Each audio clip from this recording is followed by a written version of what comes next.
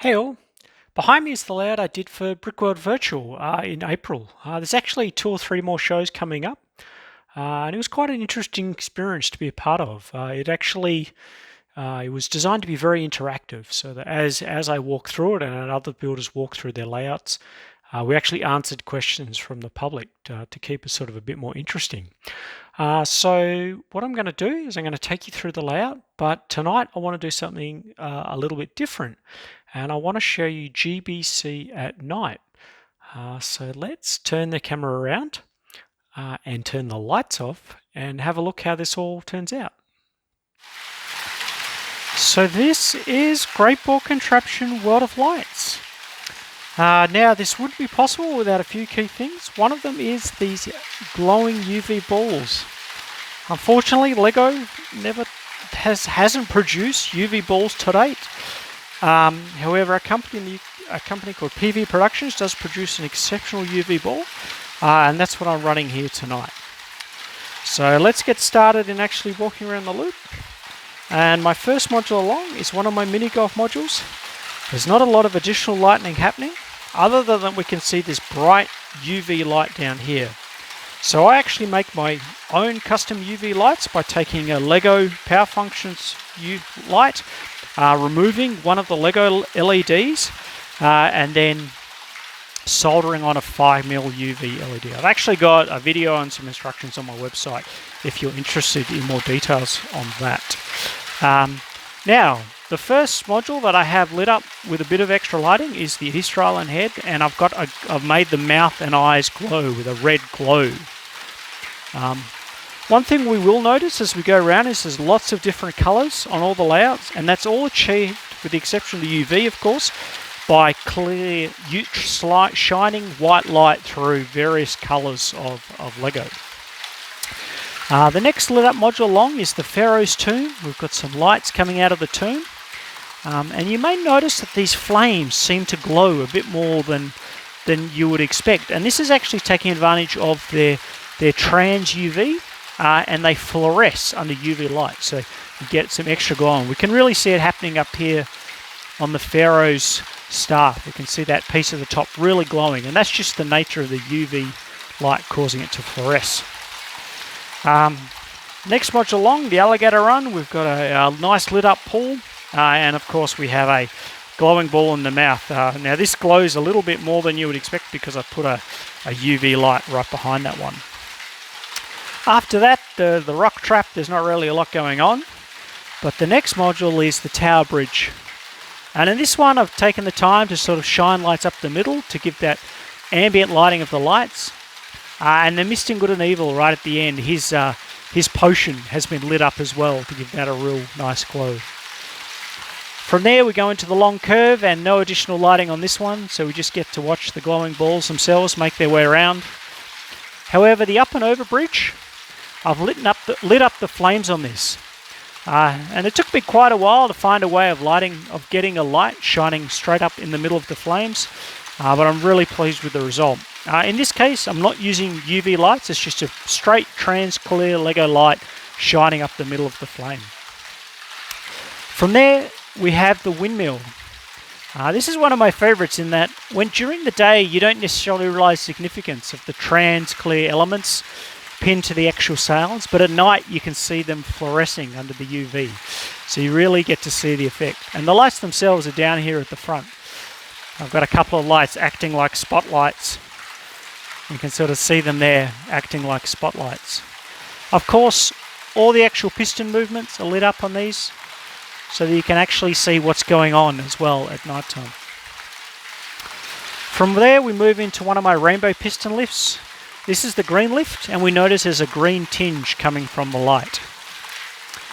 After that one, we have my number 9 mine module. And this is a module that I think I like it more at night, because you can really see the 9 shape taking effect. But this case it's caused by all the glowing balls going around it. From here we move into a simple Donahue chain lift. This one has a bit of light throwing through some trans clear blue for some effect, and we're also charging up the balls again. Now these particular UV balls We don't need to charge them up as often as I'm doing in this layout. You can really charge them up maybe every 4 feet. However, if you do charge them up more often, they glow a lot brighter. And that really helps, especially when you're trying to film them on camera. In person, seeing with my own eyes, it is much more visually stunning. This module here is a cart and lift. And there's not a lot of lighting, a little bit on the gearing, but mostly I want it to emphasize the glowing balls and the action they're taking. From here, we go into my tower battle module.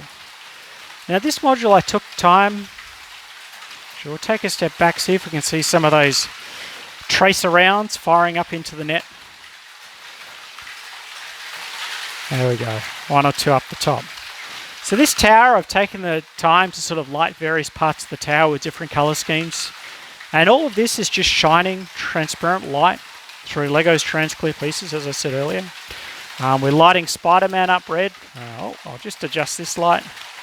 It's meant to be pointing to the center of the net. We've got a bit of light on Hulk so we can see him happening. Around here we're using, taking advantage of shining the light, ambient light coming out of the side of some Transclear Gleam to light up the green for Poison Ivy. And then it shines down blue to light up the ice for the ice construct from Elsa below. This trans piece I'm using for the construct for Green Lantern. I'm actually shining a little UV LED onto that. And that actually makes it fluoresce during the daytime as well. So that has an unnatural glow to it, watching this at daytime as well. From there, we have another one of my rainbow lifts. So next time I do a World of Lights run, I'll try and get these all lined up because I've made sure that if it's red during the day, it's red at night, orange in the day, orange at night, etc. So you get a full rainbow not just during the day, but at night as well. From here, we can see a bit of carnage.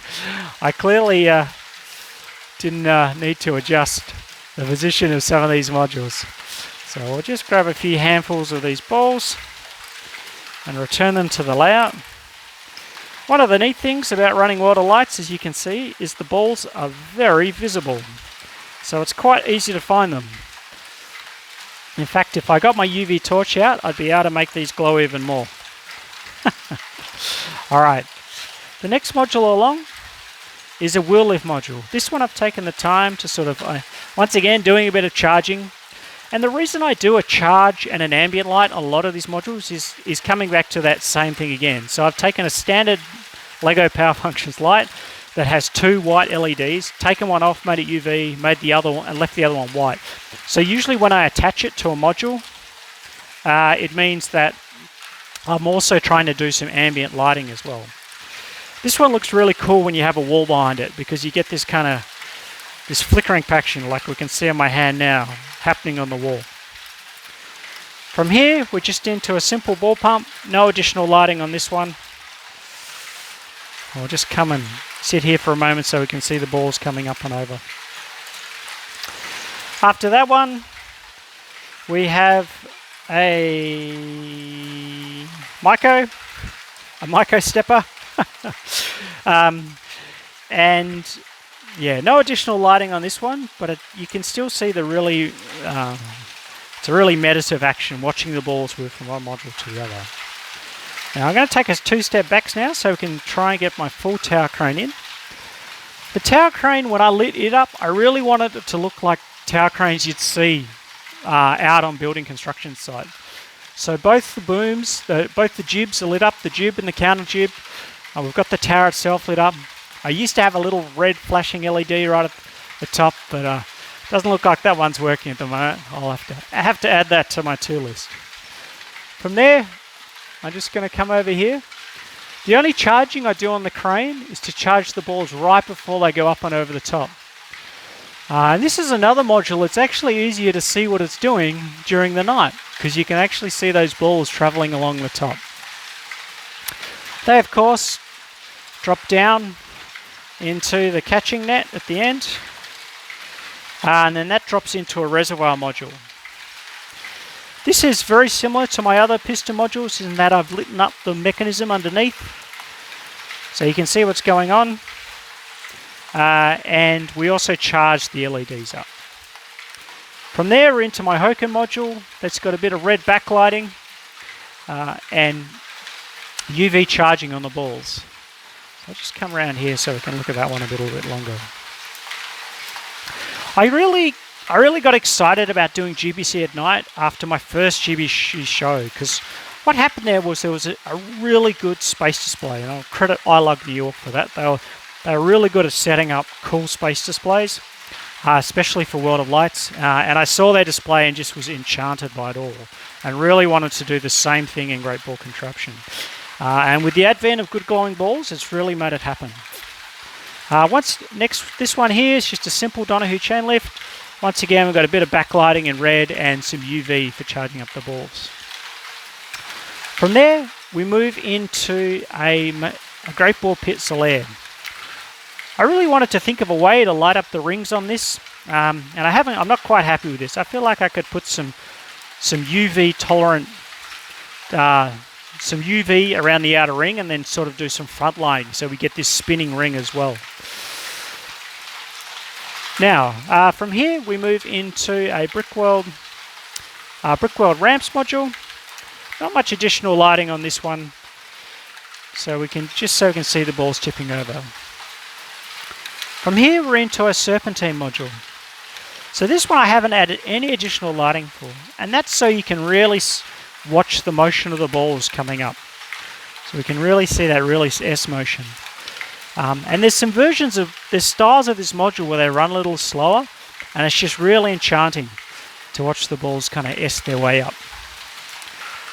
From here we're into one of my my compact cart and lift. We started way back with that Hoken module. All these modules have instructions, lorugy.com/instructions, and that'll link you to the various, because there's lots of different designers in this section, not just me, and I'll link you to their website or to mine to find those instructions. So this is my cart and lift. I'm charging the balls up and putting a bit of extra light so we can see some of the mechanism going on. From here we're into my little Christmas tree topper. So this is designed to sit on top of a Brickworld ball pump, and the only lighting on this is actually charging. So it charges the balls as they go up the middle, and it allows us to just watch the glowing balls come down the outside. Really quite enchanting.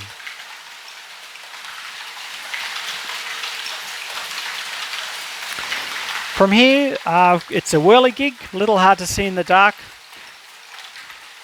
but you can still see the balls coming up and over there. We're then into a mining module designed by, this is a Rick Field module, and I've put a bit of extra lighting on this one to sort of really give it that sort of earthy and mining feel.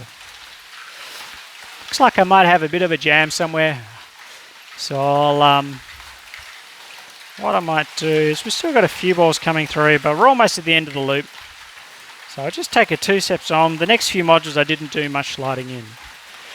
So this is my GBC World of Lights. If you'd like to get involved with GBC World of Lights, you can definitely.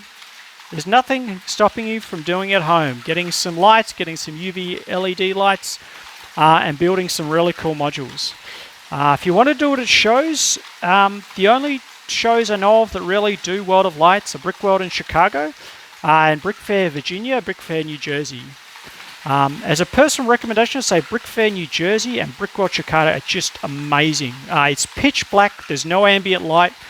If you don't have a torch, you'll run into other people, and you get to see the true beauty of GBC at night time. So I hope you enjoyed this walkthrough of the layout. Hopefully there wasn't too much blurry cam in there, and I look forward to making more videos.